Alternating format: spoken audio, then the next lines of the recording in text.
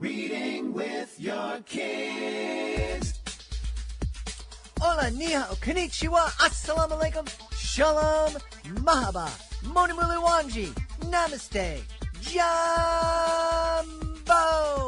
Bienvenidos. Hi, my name is Jedley, and this is the Reading with Your Kids podcast. We are coming to you from the beautiful neighborhood of Reedville in the southwest corner of Boston, Massachusetts. We are delighted and so very honored that you are joining us in our mission to help families grow closer to reading. Please be sure to subscribe to the show on the iHeartRadio app, on Spotify, Stitcher Radio, Apple Podcasts, Amazon Music, wherever you find your podcast. We are celebrating Father's Day with a very special interview with Brian Biggs. He is the author of My Hero. This is a really powerful interview, a great interview for Father's Day. Before we invite Brian into the studio, we want to invite you to connect with us on social media. Facebook.com/readingwithyourkids. At Reading With Your Kids on Instagram. At Reading With Your Kids on TikTok. At Jedley Magic over there on Twitter. We also would love for you to visit our website, readingwithyourkids.com. You can sign up for our free newsletter. We're revamping it. We're really excited. It's going to be fantastic, featuring great do-it-together activities along with author profile. If you're an author, you absolutely want to go to readingwithyourkids.com, click on the Authors Click Here button at the top of the page to find out how you can be a guest here on the podcast, how you can submit your book to our Certified Great Read panel, and how you can take part in our monthly promotion program and have your book celebrated here in the podcast on our nationwide network of digital pedestrian billboards, of us sharing news about your book to our 94,000 plus social media followers, and be on display at whatever live event we happen to be at in a given month. Also, you can use the contact button at the top of the page to let us know what we're doing right, let us know what we're doing wrong, and let us know what we could be doing better. And of course, we would love it if you could share the address to our website with your family and friends and help grow our wonderful community. Join us right now from the beautiful city of brotherly love, Philadelphia in Pennsylvania. Our guest today is here to celebrate his wonderful new picture book. It's called My Hero. Please welcome to the show, Brian Biggs. Hey, Brian, how are you? I'm all right. How you doing? I'm doing great. I'm really intrigued. I want to know all about My Hero. It looks like it's a lot of fun. I hope it is. I think it is. It kept me entertained for about 2 years. But it's nice to have it out in the world and see what other people think about it now. Yeah, you know, that's interesting. We always think about a book as, you know, and some parents complain, I have to read this book 500 times. Right. But with an author, a book has to keep an author engaged for years, especially a picture book. What was it about My Hero that kept you so entertained? It actually goes back even farther than 2 years. You know, in the business, we're talking about our pandemic books. You know, everybody, authors and illustrators, worked on books, just kept us busy. This one is a year behind, and it gave me an extra year to work on it. And we can get into that later. But this idea came up in 2007, so it's an old idea. My kids are now 21 and 23, but when they were little kids, ideas were, you know, always, you know, just tucking them into bed at night. It's like, that's a picture book right there, you know? So I have a barometer of basically if I come up with an idea, put it in my sketchbook and say 3 or 4 weeks later, I'm still thinking about it, then it usually means it's got some depth to it, that I can kind of mine something more than just a funny idea or one picture, or in this case, I only had a cover image that we didn't even end up using as the cover. But I had an idea of just a kid and the title, and that was it. And I started thinking about it over, you know, the course of a year in 2007 to 8. And, you know, then other books got, you know, a career happens. And then I signed a 2-book contract with Dial, which was The Spacewalk, my previous book, and a book to be named later. And so I was really excited to be able to think, okay, I think it's going to be this one, and started thinking about it hard in 2019. And then again, the world stopped. And so it gave me a chance to kind of sit in my studio and just draw and figure out what is this? And, that's a long answer to your short question, but yeah, it's, Well, no, it's a good answer. And, you know, it just reminds us, and it reminds me how lucky I was to have a creative outlet during the past 2 years, and also lots of authors and illustrators. I don't know what I would have done. I mean, I came close to getting to the end of Netflix as it was, but I don't know what I would have done without having this. I saw all of YouTube. I have nothing else to see, right? Now, in My Hero, we're going to meet 3 characters. Tell us all about them, please. All right. The first character is, well, it's hard to, is she Abigail or is she Awesome Girl? And that's the entire question of the book. So Abigail is my main character. Can I show you the cover? Do you mind? That's Awesome Girl. She's also known as Abigail in her boring, ordinary life. And she desperately believes that she is, in fact, a superhero. And the book begins with her inner voice doing kind of it's a bird, it's a plane, it's Superman, except it's, look there, up in the tree. And then there's the next character, and it's her cat, Harry, who's stuck up in the tree. But he's not really stuck. He's just up there napping. And she's pretending all of this. She's, he's in danger. It's this terrible tree. I have to save Harry. So she concocts this entire scheme, leaps onto the tree to save Harry. And at the time, her inner voice is asking, who is this masked marvel? Who is this gallant girl of greatness? And then Dad, who is the third character you're talking about, runs onto the scene, and he yells, Abigail. And so he believes that she's Abigail, of course, as a father would. It's his daughter. But she corrects him in her inner voice again and says, no, it's Awesome Girl. So really, in a way, there's 4 characters, but really there's 3. There's Abigail, Awesome Girl, Harry, and Dad. And then don't forget Purple Octopus, who is the evil instigator of the whole comic book sequence in the middle. So the bad guy. Wow. Now, was there an awesome girl in your life that inspired this character? Yeah, for sure. My kids were, like I said, they were young when this idea came. And at the time, I have to admit, it really didn't have a lot to do with my kids. I was thinking more about minding my own childhood and my need to please my mom, who raises the single mom for a while, or my teachers, or just I wanted to be everybody's hero. And so the idea originally was called Jeff Hero, although it was just a name I liked. It's a single syllable, worked better than Brian Hero. I try not to bring too much biographical stuff or memoir into picture books. But over the years, this is one of the reasons this story, while I liked it, it didn't really take off because I didn't know what I was trying to say with it. And finally, when I sat down, I was out mountain biking one day, and it suddenly occurred to me that Jeff is not a little boy. My main character is a little girl. And what I was struggling with at the time was the young adulthood of my own 2 kids and their issues with various gender issues, sexuality issues, just growing up issues. And so for me to allow my own children to become the people that they are, I realized that this is a story more about a dad struggling with the identity, in a sense, of his own daughter. Who is she? What does she have to say? And her own belief in herself. And so that's where it sort of shifted. Definitely, having my own kids brought it into it, but surprisingly, it was more as a dad of 2 adults than it was as a dad of 2 little kids. That was a surprise to me. That's really fascinating. I know as a dad of who are now a young man, a young woman, it seemed it was fun raising both of them, but it was more of a challenge with my daughter because I kind of felt like I don't want to make a mistake. I don't want to do something that's going to cause her to have an eating disorder or, to not think that she can do whatever it is she wants to do. I really focused on trying to be empowering and let her know that she can do anything that she wants to do. Right. Yeah, no, that's exactly right. I think at some point kids turn a corner where you're no longer parenting in the sense that, say society thinks of parents, where we're teaching them lessons and we're setting good examples and all. All you're really doing is just kind of setting a wall on one side and a wall on the other, and watch as they bump the walls.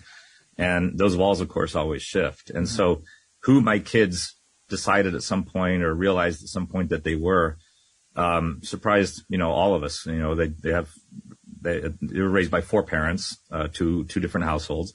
And, we would always check in with each other and go, did that happen at your house too? That sort of thing. And who are these strangers living in our house? And so, Travis graduated high school right before the pandemic. And then Travis and his older brother lived with us through the pandemic until we finally kicked them out. And I can't say we kicked them out. We encouraged them to grow their wings and free themselves from our bondage. And so a lot of it was just kind of watching and seeing who are these people and you know, who are you going to be and what are you doing? And that's a lot of parenting that I didn't know was going to happen. I didn't realize how much of that went into it, which is the letting go process. And that's what this story is really about. It's just about the dad having to kind of come to terms with who his daughter is. Yeah. One of the themes that I seem to be exploring in recent interviews is just we always are thinking of ourselves as parents as what we need to teach our kids, what we have to help them learn. Yeah. And I'm just realizing that I probably learned more from them than they learned from me. Yeah. That's a long conversation that I'm sure it's hard.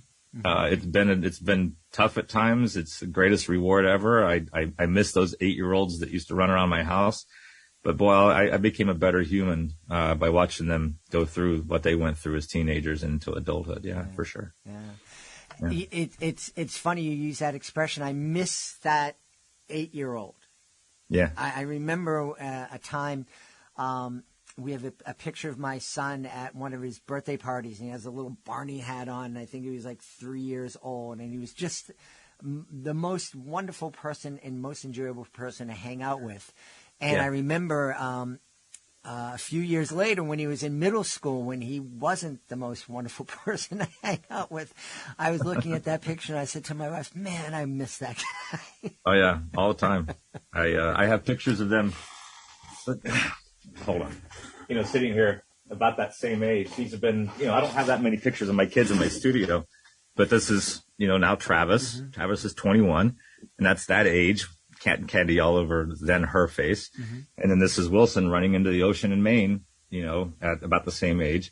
And now they're, they went through despondency of late teenagerhood, barely graduated high school, super bright kids. And Wilson's a University of Pittsburgh major now, senior at Pitt. And, Travis is with us for a little while, but figuring things out. And it's amazing. They're amazing kids. I miss those 8-year-olds, but I see my kids all the time, so it's that sense of excitement and wonder, I think, that kids have when they're 8, 7, 10. They're old enough to be independent in a sense. They're not asking for bottles anymore or whatever. And they're out exploring the world in different ways, but it's before adolescence, hits them. Yeah. And I think that shuts some things down. It makes things difficult for them. Yeah. This sense of, that. You shared with us that Travis was born a girl. Yeah. And that at some point Travis transitioned. I'm imagining that that's something that a lot of parents of kids who are 4, 5, 6 years old right now have on their mind. That, it certainly wasn't something. My kids are 26 and 29 right now, and they're obviously were trans people forever, even when I was a kid. But it wasn't at the forefront, and I don't think it was something that a lot of people thought of. I know now a lot of people are thinking, wow, is my kid going to discover that they're trans? Are they going to transition at some point? What advice can you share with them?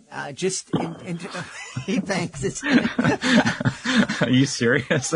Well, just in terms of helping them understand that, because you seem to be in a very good place with it. This book helped. First of all, it's difficult because Travis is his own person, and I'm not sure how comfortable I am talking about all of that too much. Sure. Travis's world. But as a father, definitely, it's something that I really struggled with at the beginning. And I march in the parades and fly the flags, and I'm progressive and everything else. But boy, this kind of took us by surprise in some ways. And there's a lot of friends with kids my age whose children are you could say exploring this and that. Like, I grew up in the 80s, and if you're going to come out, it was a big deal. Someone came out, it was, whatever. Where, in my son's high school, nobody really came out. They just were, they dated a boy, they dated a girl. It didn't matter. Everybody just went about their lives. And I was so happy because I watched kids, and being an art kid growing up in Texas, it wasn't always fun for me, and so watching, friends of mine in drama and that sort of thing, or, they fit some stereotype, and it was difficult for them in 1985 and 86. Yeah. So I'm really glad my kids didn't have those same issues, at least with, coming out or being gay or whatever it was. But once Travis kind of said, hey, this is the deal. I'm a boy. It got a little hard. That light just came on. It got a little harder. Strange. Ghost in the machine.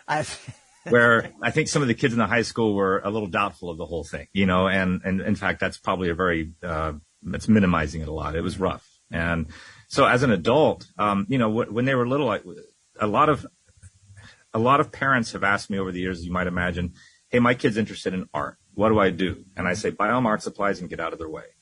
And that's my advice. I have to say that's probably the same advice. Listen to them, talk to them, and then just stay out of their way. You're not going to convince your kid one way or the other. The kid is the kid. And that's what I'm saying about growing up and realizing that they're their own people. But just kind of, give them a place to land. It's like right now, Travis is back home with us. He needed a soft place to land after a rough year. And that's the best I can do. We can just say, how you doing? Are you okay? And then, when they walk away, you cross your fingers and hope that it's all right. It's well, no, I mean, and I think that's great advice. And, one of the things that we advocate here on the podcast is just teaching our kids that everyone deserves to be loved, respected, and included. Right. And that can be challenging sometimes, but that's, I think, the message that we need to hear. And I think it's also the message that we need to tell ourselves, that no matter what happens with our kids and the choices, the decisions, the discoveries that they make about themselves, we need to be there to love them, respect them, and include them in our family. I totally agree. I think it's when I quit pushing back as a dad that Travis was able to actually get closer and be able to tell me things and talk to me. And more than that, it wasn't up to Travis to talk to me. It was up to me to listen. And that's kind of what happened. Once I could get rid of some of the noise, and start hearing what Travis was actually saying, that was where that became, more useful. And I kind of had to just stop. I don't need to put my judgments or my thoughts. Travis is not asking me how I feel about it. I need to be asking Travis how he feels about it. And that's where I think things started to turn. Of course, that also happened around the time that Travis moved out. So it was a little, thank goodness for text messages and, Zoom calls and whatnot. So it was a weird time. It reminds me, I mentioned earlier that, my middle school years for my son was pretty rough. The thing that changed was when I finally sat down with him and we had one night and I said, listen, you're bringing up all this stuff from the past and what I did do and what I didn't do. Tomorrow night, we're going to sit down right after dinner. You're going to I'm going to shut up. I am going to listen to you and you're going to tell me every single thing that I've done that has made you angry, that I let you down, just everything. And we're going to talk about it and get it out. And that way we can put it to bed. And how long did you sit there? Was it a long list? Not very much long at all. Good. All right. It was great. But it made a difference because, like I said, I want to listen. And there was a demonstration that, and I think that that's a really important. It's hard. Did you feel defensive? Like you had to just say, no, but I meant this. Or was it really just? No, I gave myself a night. Because I said, we're going to do this tomorrow night. Because I knew that I had to spend 24 hours telling myself, shut up. Don't be defensive. Just let him talk and deal with it. Right. And then you say, okay, good night. And you lie there at the ceiling until 6 a.m, So it's, what have I done? So did you ever imagine that you'd be therapizing yourself through the creation of picture books when you were young? Yeah, no, that's interesting. I think you go in, I since I was a kid, I've done two things. I've told stories and I've drawn pictures. And so I was just telling the kid at a book signing the other day that, the things I got in trouble for as a little kid are what I end up making a career of now. So it's interesting that that's kind of just was a direction. That's all I wanted to do was just tell stories. And I drew comics in the 90s and my 20s and that sort of thing. So the idea of it becoming this book, I think when my kids were younger is when I rediscovered Where the Wild Things Are. And that's around the time the movie was made and it became, and I've always, been a Sendak fanatic and it's, I knew as a kid Where the Wild Things Are had more to it than I understood. Mm-hmm. I loved, Mickey on the boat, going to the monster. Yay, he gets home, mom still loves him. But as a parent, I realized there's so much more going on here, and, I think that when I got into doing, My Hero, the structure of My Hero follows Where the Wild Things structure. The narrative has the same pattern, and that's on purpose. I wanted my kid to be angry at the parent, go off into fantasy land, and then come back and everything's okay. And that was, there's different reasons that I'm doing my book than obviously what Sendak did for his. And I'm not at even trying to make a comparison between the two books. But that being my favorite book was the model. And that book is therapy. That, just understanding a kid's rage. And of course, in the 60s, when the book was made, that sort of thing didn't exist in picture books. And now those sorts of feelings are explored in picture books all the time. So I wanted something that a parent, at the beginning of this, you mentioned something that reminded me, I as a parent, I want books for my kids. That is I'm not just entertaining my kid. My kid gets it, and then the next day I can see that the kid's reading it on his own. But also the parent. I want a dad or a mom to read this and go, oh, I see what he's doing there, where a child may not understand. So in a sense, did I know I was going to be a therapist? I quit. I had a terrific therapist for 10 years, and I quit right before the pandemic and right before work began on this. And I think about that a lot. Because I used to go in every week and talk to Pam and walk out feeling better, feeling worse, whatever. But right as I began this book in earnest is when I ended it. And I wonder sometimes if there was something in my head that was like, you're going to be doing this on your own for the next year. So you don't need to pay that money anymore. But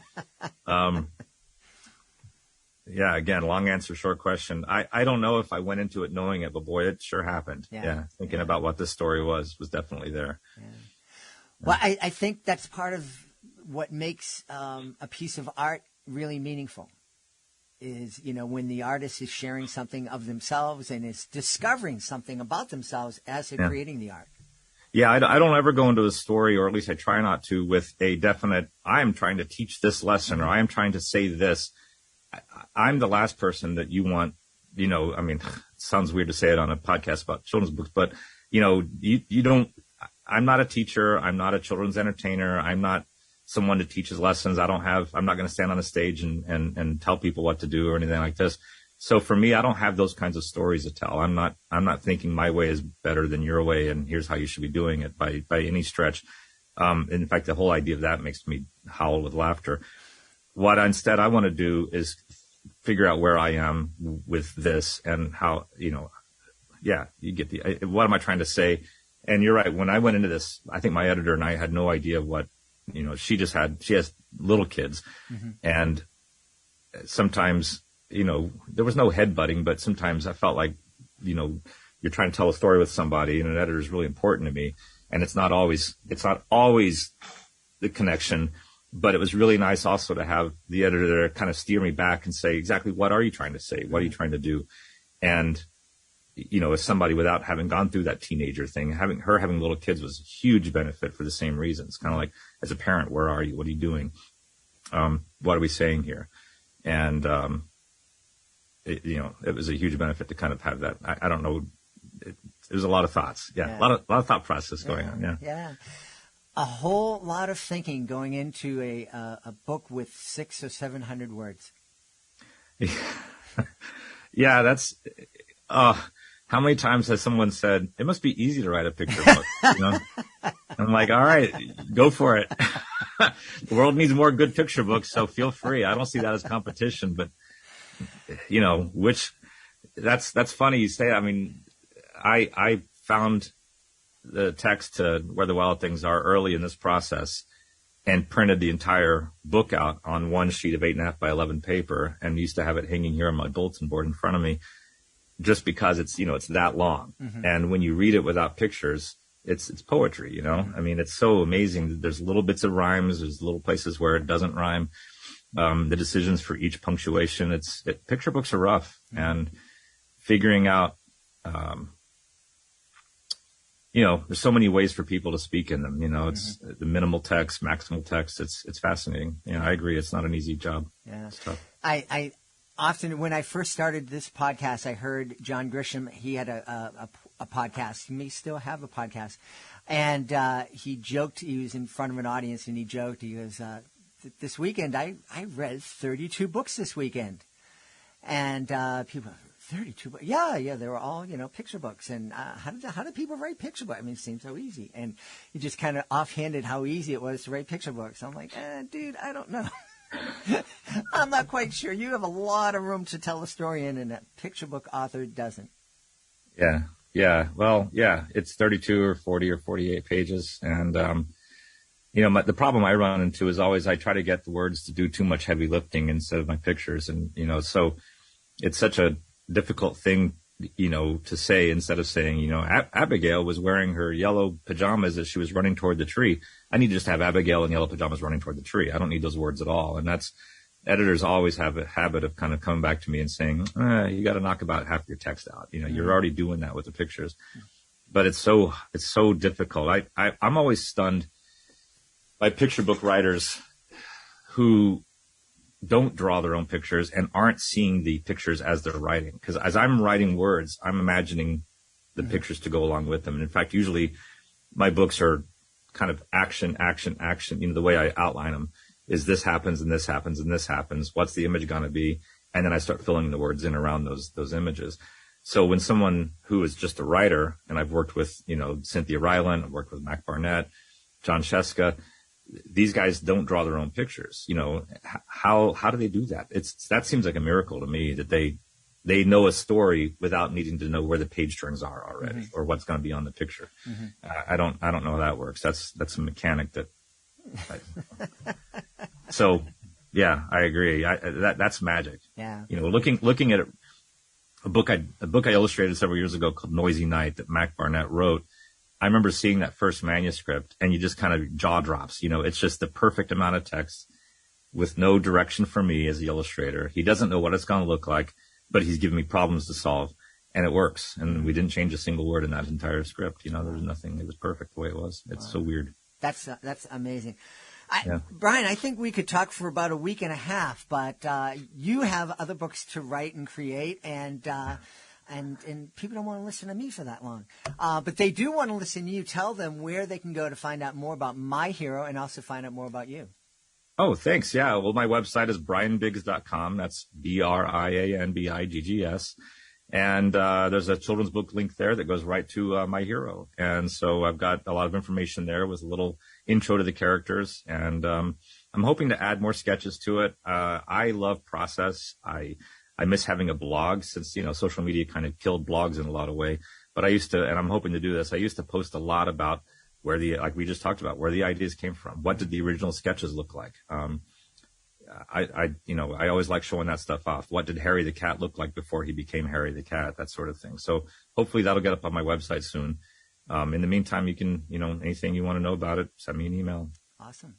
Yeah. We've had a great time. We've had a great time talking about a lot of different things. Yeah, we went deep. Yes, we have. We've been talking. Usually it's what pencils do you use? I don't know enough to ask that question. But I am glad that we had a chance to talk to you about my hero. Our guest has been Brian Biggs. Oh, wait, Brian, before we go, if someone is visiting Philly, where should they go to get the best cheesesteak? Oh, goodness gracious. D'Alessandro's. It's the hidden gem up here in Northwest Philly. We have Pat's and Gino's and Tony Luke's down in South Philly. They're the famous ones. But right up the street here is D'Alessandro's. Yeah, it's a good place. Good stuff. Yeah. Brian Biggs, thanks so much for being with us. Yeah, thanks. Thanks for having me. I appreciate it. Take care. Please be sure to join us for the next episode of the Reading with Your Kids podcast. Our guest will be Steph Katsovi. She'll be here to celebrate her debut middle grade novel. It's called Hurry Camp. It's a really, really fun interview. You do not want to miss it. I want to thank the folks who made today's show so wonderful. Of course, I want to start by thanking our guest, Brian Biggs. Please be sure to check out My Hero. I want to tell you that I have some heroes in my life, my team. Fatima Khan, Rory Grady, Nicole Belcastro, Ashley Contreras, Mirabella Q, Rain Pan. I want to thank my beautiful wife for all the support she gives me. Most of all, we all want to thank you. Thank you so much for taking the time to join us today. And as always, thank you so very much for taking the time to make the world a better place by reading with your kids. I'll be looking for you in the next episode of the Reading with Your Kids podcast.